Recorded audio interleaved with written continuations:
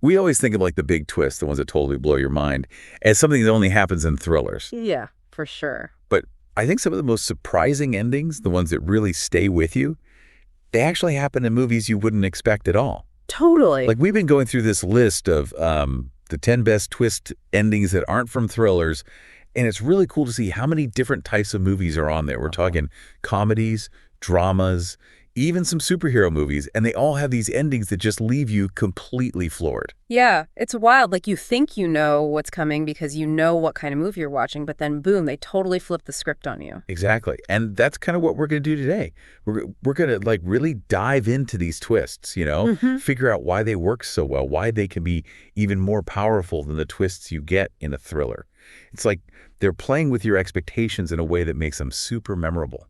So let's start with number 10 on the list. Some Like It Hot from 1959. Okay, Some Like It Hot, a classic comedy, but what's really interesting about it, I think, is how it kind of like subtly pushes back against all those strict gender roles that were so big in the 1950s. Yeah, totally. Like the basic plot, if you haven't seen it, is about these two guys, these musicians, who accidentally witness a mob hit. So they have to go into hiding. Right, and the only way they can do that is to dress up as women and join this all-female band. And of course, hilarity ensues. Oh, absolutely. The whole movie is just one hilarious situation after another. But then you get to the end, and one of the guys, Jerry, this millionaire, Osgood, is totally smitten with him and proposes. And Jerry's like, there's something you should know. I'm a man. And Osgood just shrugs and says, oh, nobody's perfect. Such a classic line. And it's funny, obviously, but it also kind of hints at, a more open-minded way of thinking about identity, which was pretty radical for that time. Oh, absolutely. It's like they're sneaking in this little bit of social commentary under the guise of a joke. Really clever. Yeah. All right, so moving on to number 9, we have Whiplash from 2014. Now, this one's not a thriller in the traditional sense, but it's definitely intense, like almost anxiety-inducing. For sure. It's all about this super driven young drummer, Andrew, and his instructor, Fletcher, who is just like this terrifyingly demanding perfectionist. The whole movie, you're just waiting for Andrew to crack under the pressure. And the ending, it seems like a triumph for Andrew at first. He gets to play this crazy drum solo at this big competition, and it's amazing, technically brilliant.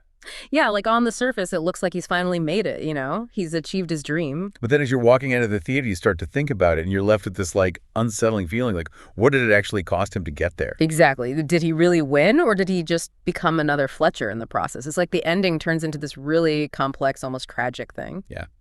Okay, number 8, Robot Dreams from 2023. This one is, it's a really special movie, I think. Just incredibly moving. It is. And I think what makes it so powerful is how it kind of like layers these unexpected emotional moments on top of each other. It starts out as this really sweet story about a dog and his robot companion. They have this amazing bond, and you're expecting it to be like a classic tale of friendship. But then they get separated. And you think they're going to find their way back to each other, right? Like that's what usually happens in these kinds of stories. Right. But then there's this scene where Robot sees Dog again, but he chooses not to go to him. And that's the first twist, right? Like you're so used to seeing reunions in movies, and then they just don't do it. Exactly. But it's not over yet. Later on, Robot starts playing their special song, September, and as he's playing it, they both start dancing, but they're not really together, It's like they're connected through the music, but they're still apart. Yeah. It's so sad, but so beautiful at the same time. Like you're hearing this familiar song, but it suddenly has this whole new meaning, this feeling of loss and longing. Yeah, it's like the movie takes this ordinary song and turns it into something completely heartbreaking. Really powerful stuff. Okay, get ready for a big shift in gears, because number 7 on the list is Avengers: Infinity War from 2018. A superhero movie. Yeah. And, usually superhero movies, they're all about good triumphing over evil. The heroes always win in the end. Right. It's like a formula almost. Exactly. So in Infinity War, you have Thanos, the supervillain who wants to wipe out half of all life in the universe. And the Avengers, they're obviously trying to stop him. Like that's their whole thing, right? Saving the day. Yeah. But in Infinity War, Thanos wins. Like he actually succeeds. and we see all these beloved characters, heroes we've been watching for years, just turn to dust. Oh, man, I remember when I first saw It that. was shocking. Like, nobody expected that kind of ending, especially in a movie that big. It's interesting, though, because the source material we were looking at actually said that if you were to view Thanos as the main character, his victory wouldn't be a twist at all. It's all about perspective. That's a good point. But for most people watching the movie, the ones who are rooting for the Avengers, it was a huge, unexpected twist. And it made the movie so much more memorable, I think. Okay, number 6 on our list is The Sting from 1973, a classic con artist movie with Robert Redford and Paul Newman. This one's all about the con, you know. The whole movie is just this elaborate scheme to trick this mobster. And you know they're going to pull it off. Right. Because that's what con artist movies are about. But the fun is in seeing how they do it. Yeah, like the whole movie is just layers upon layers of deception, fake deaths, mistaken identities. It's all so cleverly done. And you think you're in on it. You think you're smarter than the characters in the movie. But then they hit you with this final twist, and you realize you've been played the whole time. Totally. It's like a magic trick. You know, Yeah. You're watching it happen, but you have no idea how they're doing it. And that's what makes it so satisfying. All right, so number 5, Citizen Kane. This is like a legendary movie, considered one of the greatest films ever made. It's a bit of a mystery, kind of a psychological drama, but it's really about this one question. What does rosebud mean? Those are the last words of Charles Foster Kane, this newspaper tycoon, and the whole movie is trying to figure out what he meant. And we, the audience, we get to see what rosebud actually is. Yeah, it's his childhood sled, like a symbol of his lost innocence, a happier time in his life. But the real twist is that none of the characters in the movie ever figure it out. Yeah, the sled gets burned up, and the secret dies with Kane. It's kind of a bittersweet ending. It is, and it makes you think about like how much we can really ever know about another person, even someone we're close to. There are always going to be these mysteries, these parts of them that we just can't access. Yeah, that's deep. Okay, next up at number 4, we have Inglourious Basterds, Quentin Tarantino's war movie from 2009. It's definitely got some thriller elements to it, but it's more of a war story told in Tarantino's very unique way. And the thing about Tarantino is he's not afraid to mess with history. Like in this movie, he completely rewrites the ending of World War II. Yeah, so instead of, the Allies defeating the Nazis in the way we all learned in history class, Tarantino has this group of Jewish American soldiers, the Bastards. They sneak into a movie premiere and kill Hitler. Yeah, like straight up assassinate him, along with a bunch of other top Nazi leaders. It's so audacious, so over the top, but that's Tarantino for you. And it works. Like, it's so cathartic, so satisfying to see these horrible people get what they deserve, even if it didn't actually happen that way in real life. It's like Tarantino's giving us the ending we wish we had. Exactly. He's playing with our expectations of what a war movie should be, and he's giving us this, like, alternate reality where the good guys get to win in the most spectacular way possible. All right, speaking of Tarantino rewriting history, we have Once Upon a Time in Hollywood at number 3.